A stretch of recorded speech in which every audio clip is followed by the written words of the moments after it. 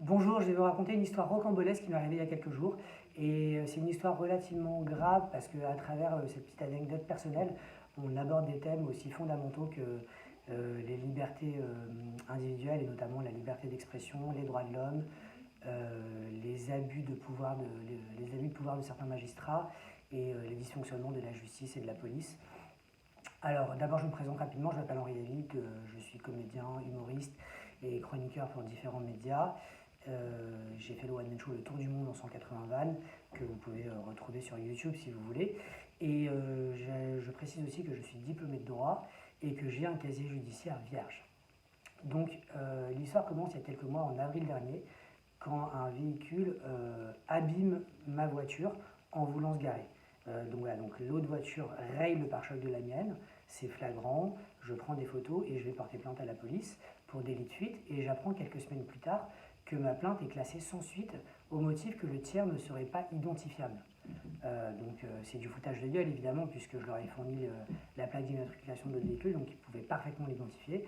C'est juste qu'ils n'avaient pas envie de perdre du temps avec mon affaire qu'ils ne jugeaient pas assez importante, donc ils ont classé sans suite. Moi j'étais vraiment pas content du tout, très remonté par ce classement injustifié et ce motif absurde. Mais bon, voilà, à l'époque, j'avais ni le temps ni le courage de faire appel de ce classement sans suite. Donc, j'avais juste intenté une procédure au niveau des assurances, mais qui n'a mené nulle part.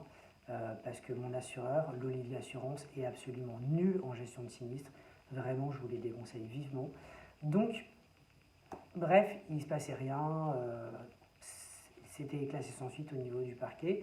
Et au niveau des assurances, ça n'allait nulle part. Et il se passe un truc incroyable, c'est que quelques mois plus tard, c'est-à-dire en fait là, il y a quelques jours, fin octobre, je reçois un appel sorti de nulle part. Oui, bonjour, je suis monsieur Tatati. C'est moi qui ai endommagé votre voiture en avril dernier en me garant. Je suis vraiment désolé, j'ai pas l'habitude de conduire. C'est un véhicule de société que j'avais garé ici avant de partir en vacances. Mon employeur a reçu un courrier de la police comme quoi vous aviez porté plainte. Donc il m'a demandé de prendre contact avec vous pour régler ce litige à l'amiable. Donc moi j'hallucine de recevoir ce coup de fil, mais je suis content. Je vais faire un devis de réparation chez un carrossier qui est de 280 euros. Et dès le lendemain, je reçois sur mon compte bancaire un virement de 280 euros de cette personne. Donc l'affaire est réglée à l'amiable. Et cette personne me demande juste, en échange de son règlement, de faire un mail comme quoi je m'engage à renoncer à toute poursuite, que ce soit judiciaire ou au niveau des assurances, et que j'accepte que ce litige soit clos par ce règlement. Donc c'est ce que je fais, j'envoie un mail à l'assurance et au secrétariat du procureur de Nanterre pour leur demander de mettre fin à toute poursuite dans le cas de cette affaire, même si je savais qu'en fait ce mail était un peu inutile puisque l'affaire avait été classée sans suite déjà depuis longtemps. Et alors je vous lis le mail que j'ai envoyé au procureur. Allez, je vous le montre.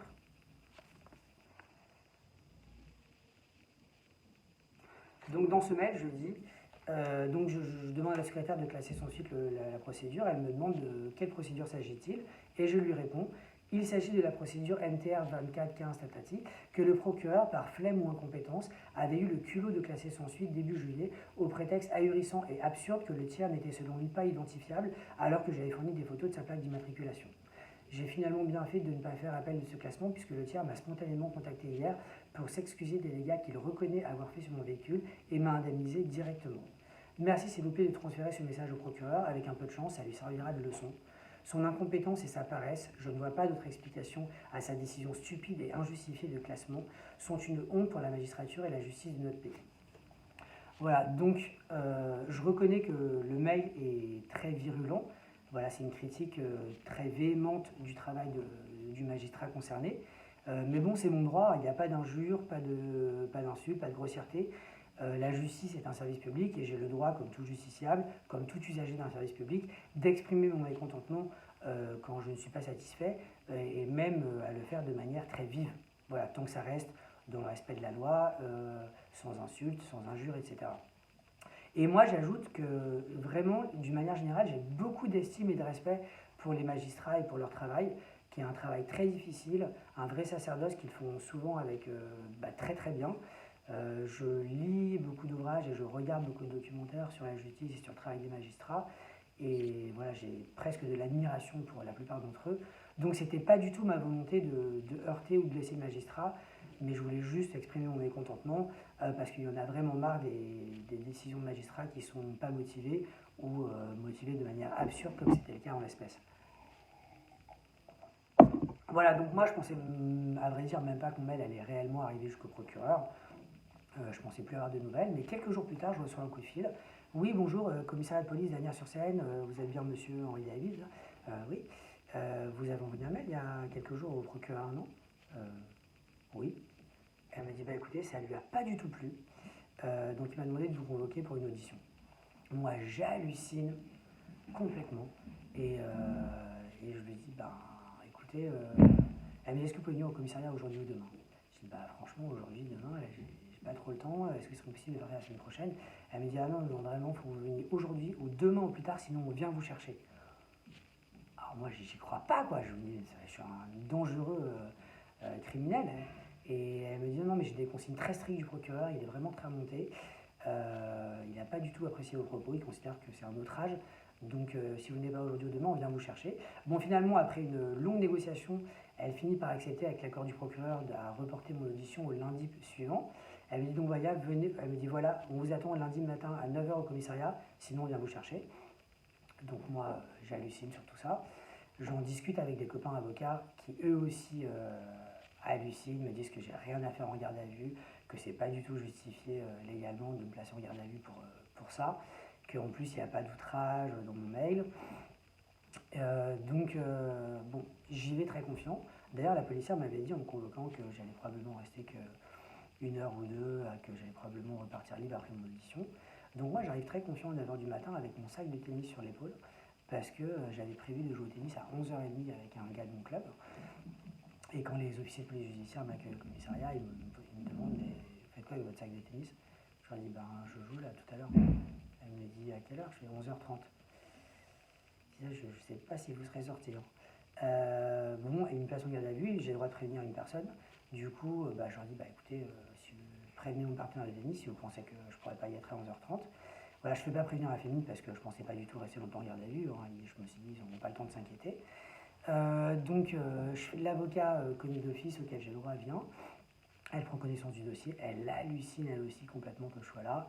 Et elle me dit, mais il n'y a rien dans ce dossier. Et elle me dit d'ailleurs, je ne devrais pas vous le répéter, mais l'OPJ lui-même m'a dit qu'il trouvait le dossier extrêmement léger. Et les policiers, ça se voyait que ça les faisait chier de s'occuper de mon affaire, qu'ils avaient des choses plus importantes à gérer, mais que bon, ils n'avaient pas le choix, ils faisaient parce qu'ils doivent obéir aux consignes du procureur. Donc l'audition commence. Pendant l'audition, je dis bien que je suis désolé d'avoir heurté le magistrat, que ce n'était pas ma volonté de l'offusquer, que j'ai beaucoup de respect d'une manière générale pour le travail des magistrats. Et la dernière question de l'audition, c'est est-ce que vous regrettez? Et là, je réponds, écoutez, je ne regrette pas, mais si c'était à refaire, j'exprimerais mon mécontentement dans des termes moins virulents pour ne pas heurter la sensibilité de certains magistrats qui visiblement peuvent s'avérer très susceptibles. Donc mon avocate... Et pendant l'audition, on apprend par l'OPJ qu'en fait, c'est pas un magistrat du parquet de Nanterre qui a classé sans suite ma plainte, parce qu'en fait, ma plainte n'est même pas arrivée au niveau des procureurs de Nanterre. Ma plainte avait été classée sans suite au niveau du commissariat où je l'avais déposée, par un commandant de police qui a la qualité d'officier du ministère public et qui avait décidé lui-même de classer sans suite parce qu'il trouvait que l'affaire n'avait pas d'importance. Voilà, donc en fin de compte, on apprend par audition qu'aucun magistrat du parquet de Nanterre ne s'est prononcé sur cette affaire. Et donc, quand on apprend ça, l'avocat dit très bien, il n'y a pas de victime alors. Et c'est vrai en fait, c'est une affaire où il n'y a pas de victime. Aucun magistrat du parquet de Nanterre ne devrait se sentir concerné par mes propos, puisqu'aucun n'a eu à se prononcer sur cette affaire. Et l'infraction n'est pas constituée. Je retourne en cellule de garde à vue après l'audition. Et ça, pendant plusieurs heures, déjà je commence à trouver ça beaucoup trop long, etc. Et on s'ennuie énormément en garde à vue, on n'a le droit de rien faire, on n'a même pas le droit de lire. Ça c'est scandaleux en fait, il devrait changer cette règle. Pourquoi on n'a pas le droit de lire en cellule de garde à vue? Mais moi j'avais amené un livre et un magazine et un journal, et du coup je demande aux policiers s'ils veulent bien que je prenne mon livre, et les premiers policiers ils refusent. Mais comme les effectifs tournent, un peu plus tard je demande à un autre policier qui lui accepte. Et après avoir vérifié que dans mon livre il n'y avait rien de dangereux, il me le prête. Je le lis, je le finis rapidement. Quand je l'ai fini, je lui demande si je peux l'échanger contre le journal, le Canard enchaîné que j'avais emmené. Il me dit ok. Je finis assez vite le Canard enchaîné. Il y a une OPJ qui passe et qui me voit en train de lire en cellule, elle hallucine. Elle dit, vous êtes policier? Bah, c'est la première fois de ma vie que je vois un garde à vue en train de lire. Et quand j'ai fini le journal, je lui rends et je lui demande si je peux prendre 3 balles de tennis dans mon sac pour m'entraîner à jongler. Là, il me dit, bon, faut pas exagérer quand même. Voilà. Et je précise un truc, au tout début, quand on m'a mis en garde à vue, les policiers me disent, voilà, on a 5 cellules de garde à vue dans ce commissariat, mais il y en a 4 qui sont déjà occupées, donc désolé, on va vous mettre dans la 5e, au fond, qui est un petit peu moins bien. Moi, je suis là, bon, bah, ok, d'accord, enfin voyons quoi. Il est là, il me met dans la cellule et à peine je fais un pas dedans, je vois un énorme tas de merde au sol, mais genre plus gros qu'une bouse de cheval. Et je fais un pas dans la cellule et ça pue, mais tellement, tellement horriblement que je ressors aussitôt avec une envie de vomir. Et je dis au policier, non mais c'est hors de question que j'aille dans cette cellule quoi. Personne ne doit aller dans cette cellule, c'est de la torture, c'est une honte pour la France, une cellule pareille. Et là, les policiers, ils savent que c'est en fait insupportable. Ils n'insistent pas, ils me mettent dans une autre cellule avec un autre co-détenu, avec qui j'ai eu des échanges très folkloriques. Donc bref, donc je passe plusieurs heures encore en garde à vue et en début d'après-midi, ça faisait déjà genre 4-5 heures que j'étais là, le policier vient me voir, le PJ, il me dit écoutez, mauvaise nouvelle, le procureur a décidé de vous faire passer une expertise psychiatrique. Moi, je n'y crois pas, quand j'hallucine, moi je dis pourquoi c'est n'importe quoi. Il me dit écoutez, il veut voir si vous êtes apte à recevoir une sanction pénale. Et bon, ça c'était des conneries en fait, c'était juste un prétexte que le procureur a trouvé pour prolonger ma garde à vue, parce que sinon il n'avait aucune raison valable sur le plan légal de le faire. Donc voilà, il a choisi de prolonger ma garde à vue de cette façon-là. Le policier était très gêné parce que lui aussi savait que je n'avais pas besoin d'expertise psychiatrique. Et pendant plusieurs heures, donc, les policiers essaient de trouver un psychiatre disponible pour venir, mais ils n'en trouvent pas. Du coup, en fin de journée, le policier me dit désolé, du coup, maintenant ça va être demain matin, là, il est tard. Et moi, alors là, j'hallucine, je suis dégoûté. Moi, je me dis c'est pas possible, j'ai passé la nuit en garde à vue, quoi, merde, pour rien du tout, quoi. Et franchement, cette histoire, elle est scandaleuse parce que finalement, c'est quoi? C'est juste un procureur susceptible qui décide d'utiliser les pouvoirs immenses que la loi lui confère pour opérer de manière un petit peu minable et scandaleuse sa petite vengeance personnelle en me privant de la liberté pendant plusieurs dizaines d'heures. Et ça, c'est vraiment intolérable et c'est pour ça qu'il faut faire tourner cette vidéo et la partager un maximum parce qu'il faut dénoncer ces faits scandaleux. On est à la limite de l'abus de pouvoir. Donc voilà, écoutez, je passe la nuit en garde à vue. Le lendemain matin, du coup, ma garde à vue est prolongée de 24 heures. Et là, du coup, je dois avoir un nouvel avocat. Celle de la veille n'était pas disponible, donc un nouvel avocat vient, commis d'office. Il prend connaissance du dossier et lui aussi, il hallucine que je sois là. Il me dit, mais il n'y a rien dans ce dossier, il n'y a pas d'outrage, il n'y a pas de victime. Il me dit, l'infraction n'est pas constituée parce qu'il y a un élément constitutif de l'infraction qui est fondamental, c'est l'élément intentionnel. Quand il n'y a pas d'injure ou d'insulte dans les propos, il faut que l'accusation prouve le caractère intentionnel, la volonté d'outrager. Et là, clairement, il n'y en a pas. Je l'ai toujours dit, que j'ai jamais voulu outrager le magistrat ou le blesser. Donc voilà, donc il n'y a pas d'infraction constituée, pas de victime. Il me dit, rassurez-vous, vous ne serez pas condamné dans cette affaire, c'est impossible. Je pense que vous allez vite sortir. Voilà. Et moi, comme ma garde à vue était maintenant durée depuis très longtemps, je demande à la police de prévenir la famille, parce que j'étais sûr qu'elle s'inquiétait, et ils n'ont pas voulu. J'ai demandé plusieurs fois, ils n'ont jamais accepté de le faire, et moi je savais que ma famille devait être à ma recherche, etc. Bref, je passe encore plusieurs heures en garde à vue, et après l'expertise psychiatrique, le psychiatre, il hallucinait aussi d'être là, il m'a fait comprendre que je n'avais pas du tout besoin d'une expertise psychiatrique et qu'il se demandait pourquoi on l'avait appelé. Quelques heures après, le policier, moi je me suis dit je vais enfin sortir, et là le PJ vient me voir, il me dit écoutez, désolé, encore une mauvaise nouvelle, finalement le procureur de Nanterre a décidé de vous déférer. Alors, j'y crois pas quand j'entends ça. Ça veut dire qu'en fait le procureur décide de me transférer au dépôt du tribunal de Nanterre pour voir un magistrat et qui va me dire quelle suite il entend donner à cette affaire. Donc soit je suis convoqué à une audience ultérieure devant un juge au tribunal, soit je suis relâché sans poursuite, etc.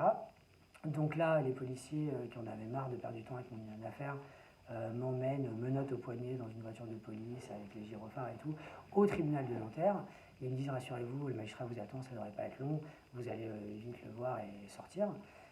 Sauf qu'en fait, je passe plus de 3 heures dans une cellule au tribunal de Nanterre à attendre. Et moi, ma seule satisfaction dans cette histoire, c'était de me dire qu'à la fin de tout ça, j'allais enfin voir le procureur et m'expliquer avec lui les yeux dans les yeux et dissiper le malentendu et mettre les choses au clair et qu'il comprenne que je suis un bon citoyen et que je voulais pas l'outrager. Mais en fait, au bout de 3 heures de privation de liberté, je ne vois pas du tout le procureur ou ni même un substitut. Je vois juste le délégué du procureur qui est en fait juste une sorte de secrétaire qui n'a aucun pouvoir, qui ne connaît même pas les dossiers, qui me remet simplement un document de la part du procureur qui est une ordonnance pénale qui m'informe que je suis condamné par ordonnance pénale à 531 € d'amende et à effectuer un stage de citoyenneté pour outrage à magistrat. Donc moi je suis furieux vraiment, mais je suis très très en colère et scandalisé par toute cette affaire. J'ai beaucoup d'estime et de respect pour la justice de notre pays. Et là, je trouve qu'elle fait extrêmement mal son travail et c'est honteux.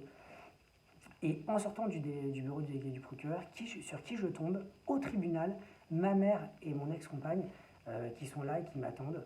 Parce qu'en fait, depuis la veille, elles étaient mortes d'inquiétude, elles étaient à ma recherche, elles ont fait toute une enquête incroyable comme des détectives pour essayer de me retrouver en appelant plein de gens, etc. Elles ont fini par savoir que j'étais là. Parce qu'en fait, dès la veille au soir, ils avaient été voir la police pour signaler ma disparition. Et la police avait pris les choses très au sérieux. Ils avaient commencé à mener des investigations pour essayer de me retrouver. Ils avaient envoyé des policiers chez moi qui avaient fait une enquête de voisinage, interrogé mes voisins. Ils avaient envoyé des pompiers chez moi aussi qui avaient, avec leur grande échelle, qui étaient montés chez moi et rentrés à travers la fenêtre pour voir s'il n'y avait pas mon corps inanimé dans mon appartement. Voilà, aucune trace de moi, ils regardent mon téléphone à borner, ils ne me retrouvent pas et ma famille leur demande mais s'il était en garde à vue quelque part dans un commissariat, vous le sauriez? Et la police leur dit oui, on le saurait parce que quand quelqu'un est placé en garde à vue,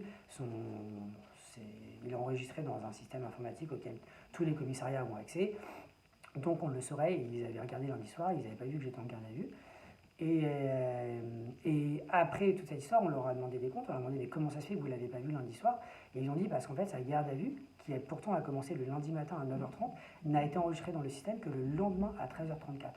Donc ça, c'est un dysfonctionnement vraiment grave de la police nationale qu'il faut dénoncer. Et dès le lundi soir, vers minuit, il y a un avis pour disparition inquiétante qui avait été émis et envoyé à tous les commissariats de France. Donc le commissariat d'Anières-sur-Seine où j'étais retenu, il avait bien reçu, mais ils n'ont pas du tout réagi. À aucun moment ils se sont dit ah mais ce gars il est chez nous.